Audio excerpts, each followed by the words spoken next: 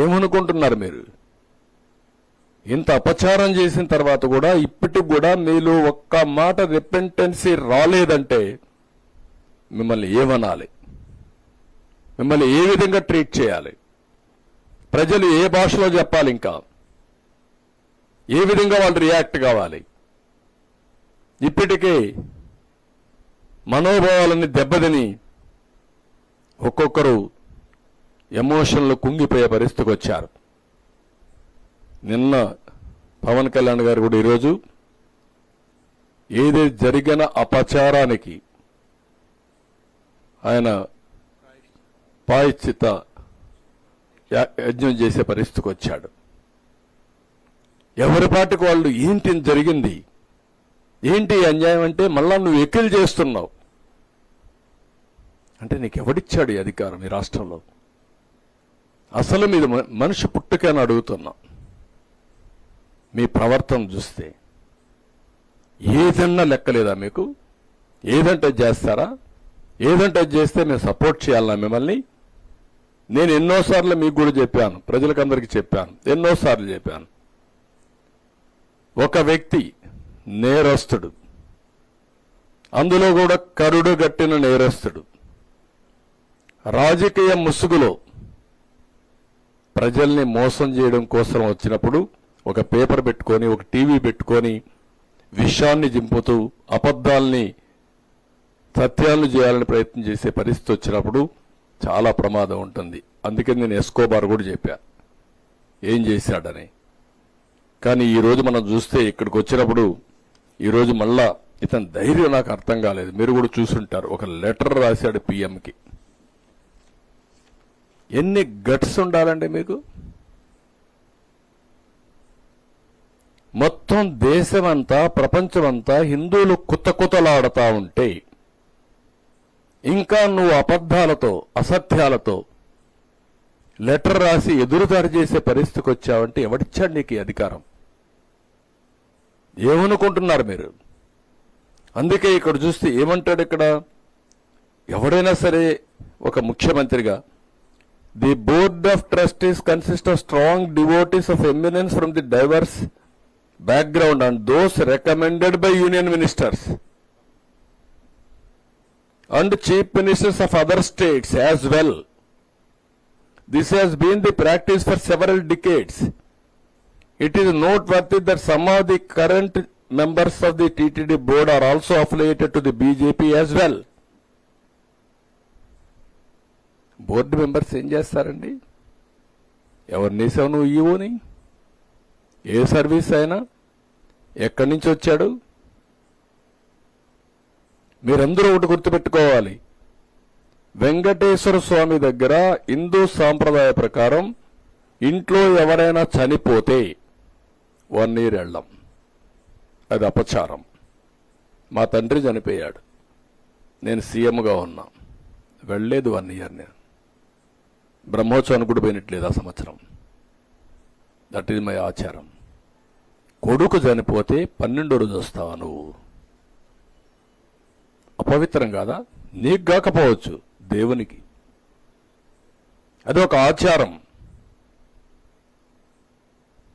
మీరు ఎప్పుడు కూడా గుర్తుపెట్టుకోవాల్సింది, సోనియా గాంధీ వచ్చి అఫిడవిట్ ఇచ్చారు, నాకు దేవుని పైన నమ్మకం, దర్శనం చేసుకుంటానని.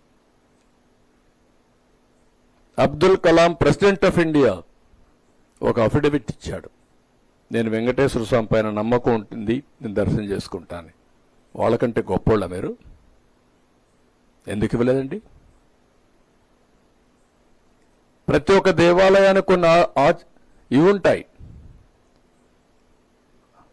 సాంప్రదాయాలు ఉంటాయి, కొన్ని ట్రెడిషన్స్, ఆచారాలు ఉంటాయి.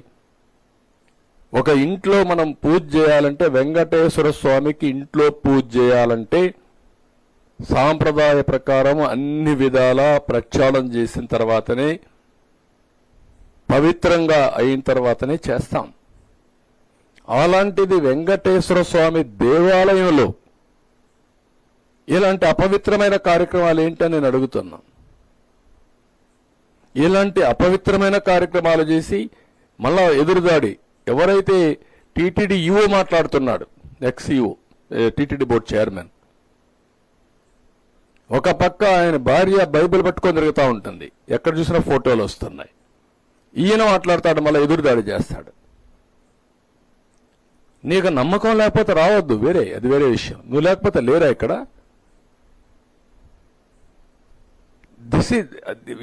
ఏ విషయంలో టీటీడీ బోర్డు చైర్మన్ సైడ్ నుంచి అప్పుడు భూమాన కరుణాకర్ రెడ్డి ఆయన కూతురు పెళ్లి క్రిస్టియన్ సాంప్రదాయ ప్రకారం చేశాడు. ఆయన టీటీడీ బోర్డు చైర్మన్. అంటే ఏంటి, ప్రజల్ని మభ్య పెడతారా మీరు? మోసం చేస్తారా? అంటే ప్రజల్ని ఫూల్స్ చేస్తారా మీరు? ప్రజలు అమాయకులు అనుకుంటున్నారా మీరు?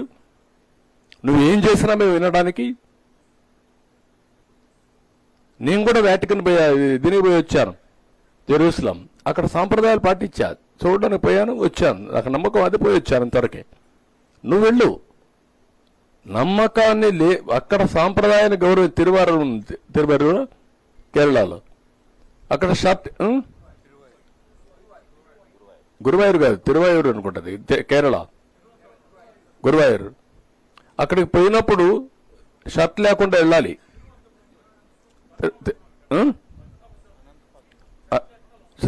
షర్ట్ లేకుండా వెళ్ళాలి, వెళ్తారు. దట్ ఈస్ దట్ సాంప్రదాయం. ఒక్కొక్క టెంపుల్కి ఒక్కొక్క సాంప్రదాయాలు ఉన్నాయి. వెంకటేశ్వర స్వామి దగ్గరికి వస్తే ఒక సాంప్రదాయం, శ్రీశైలం పోతే ఇంకొక సాంప్రదాయం. ఆ సాంప్రదాయాలు గౌరవిస్తేనే మనం పోవాలి. అట్లా కాకుండా నేనేం చేసినా చెల్లుబాటు అవుతుంది, నేను ముఖ్యమంత్రిని, ప్రజలు ఓట్లు వేసేశారు కాబట్టి నేను ఏదైనా చేసేస్తాను, లేకుంటే వెంకటేశ్వర స్వామి భూములన్నీ అమ్మేస్తాను, లేకపోతే వెంకటేశ్వర స్వామికి ఉండే డబ్బులన్నీ నేను తీసేసుకుంటాను, లేకుంటే శ్రీవాణి పేరు పెట్టి అకౌంట్ లేకుండా చేసేస్తాను, లేకుంటే దేవుడి పేరు చెప్పి ఒక్కొక్కరు లక్షల టికెట్లు అమ్ముకుంటాం. ఏంటి, వాట్ ఇస్ దిస్? ఒక చైర్మన్ ఏంటంటే 3,75,000 టికెట్లు. ఏమైంది మీకు?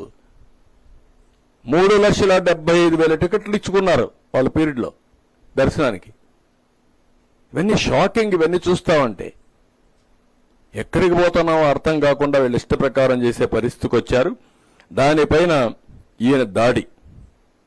Andhra Pradesh has little role in the management affairs of the Tirumala Tirupati Devasthanam temple. Little role.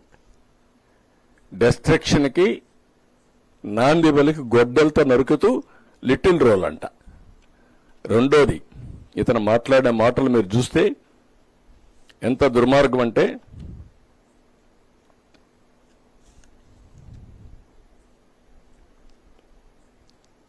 To summarise the process, the tanker containing ghee that reaches the temple should be accompanied by a certification as to the purity of the ghee and quality of the product from agencies that are accredited by the NABL.